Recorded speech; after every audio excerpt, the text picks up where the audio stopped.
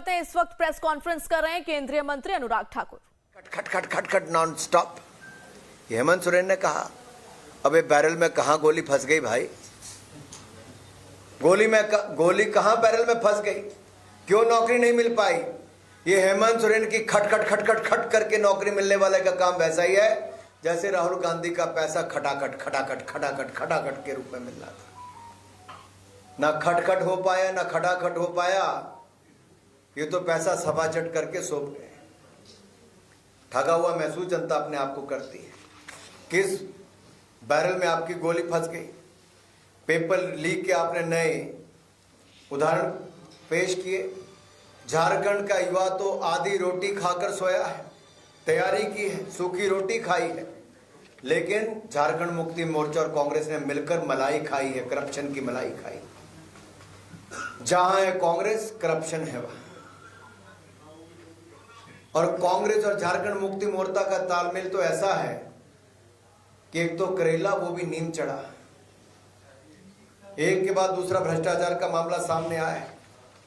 मैं आपको एक बात कहूं, आपके साथ लगता राज्य छत्तीसगढ़ है। छत्तीसगढ़ में भूपेश बघेल की सरकार थी।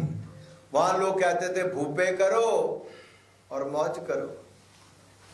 महादेव ऐप घोटाला हुआ, वहां पे पेपर लीक के मामले हुए, वहां कांग्रेस के रिश्तेदारों को, कांग्रेस के नेताओं को सारी नौकरियां मिली वहां पे। ये मैं नहीं कहता, ये छत्तीसगढ़ की जनता ने भी कहा, इसलिए छत्तीसगढ़ की सरकार वहां पे चली गई। शराब घोटाला, महादेव ऐप घोटाला, कभी आए भूपेश बघेल जी तो पूछिए। उनके चेला हेमंत सोरेन जी उनके चेले कहे जाते हैं।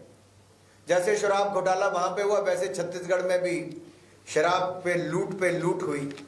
और यही नहीं, कांग्रेस के सांसद साहू के बारे में तो आपने सुना ही होगा। मशीनें हाफ गई, बोरियां खत्म हो गई, बैग खत्म हो गए, लेकिन नोट खत्म नहीं हुए थे। 350 करोड़ राहुल गांधी के सांसद के पास मिले थे।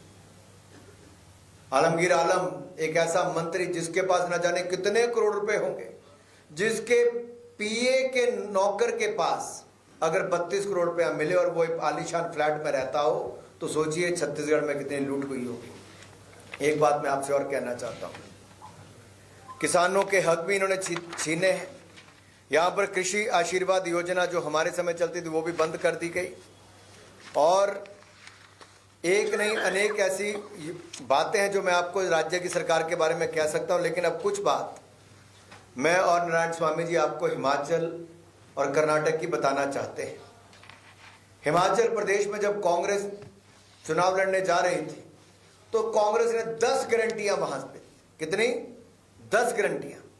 और 10 से होते होते अब कांग्रेस 4 गारंटियों पे देश भर में आ गई, क्योंकि हिमाचल की 10 में से एक गारंटी भी कांग्रेस पूरी नहीं कर पाई। कांग्रेस ने वहां पर कहा था कि वो हर साल 1 लाख युवाओं को सरकारी नौकरियां देंगे।